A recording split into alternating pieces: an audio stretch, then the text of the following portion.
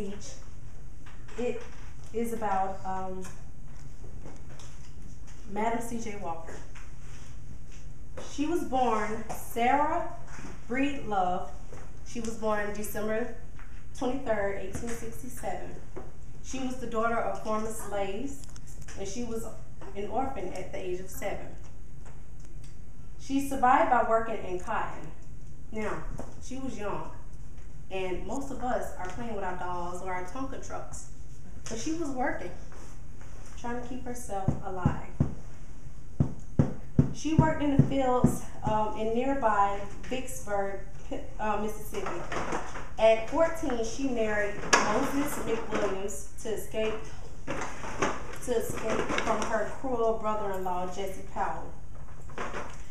Getting married at 14 is very shocking to us because in this day and time, we're not even thinking about marriage. We're not even thinking about relationships.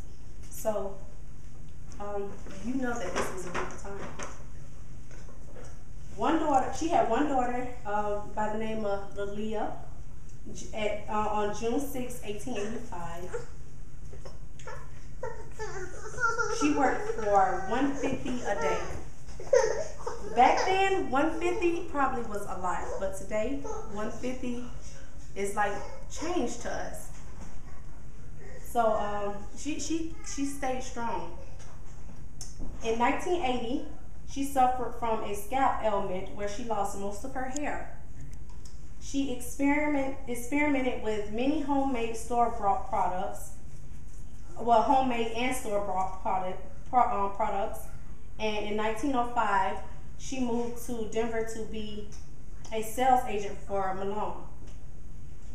She married her third husband, Chris Walker, and changed her name to Madam C.J. Walker.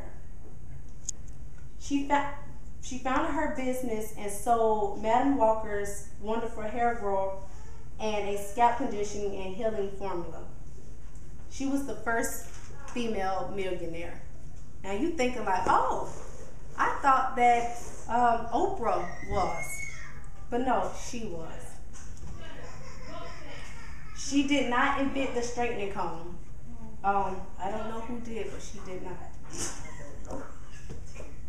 She sold her products heavy in the South. She moved to Pittsburgh and opened Leah College to train other people. And in 1910, she moved to Indianapolis. Well, in Indianapolis, she built a factory, which was a hair and manicure salon and another training school. She was doing big things. In 1916, she moved to New York, leaving her operations to her former school teacher. So she could do more things, but she had to have somebody take over her business.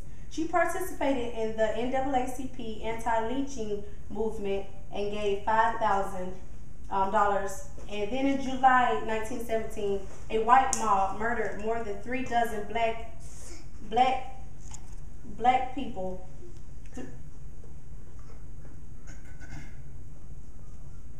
Excuse me. They murdered more than 3,000 dozen black people in the East St. Louis, Illinois. She joined a group of Harlem leaders, and because of that, she joined a group of Harlem leaders, and she petitioned advocating federal anti-lynching legislation. She helped pave the way for not only herself in her time, but other African American women in her time, and all the other women that comes after them. She's remembered as a pioneer of the modern black hair care and cosmetic industry. Madam C.J. Walker did a lot in her time, and she made some changes, and she made it possible for black women like us to have beautiful hair like this.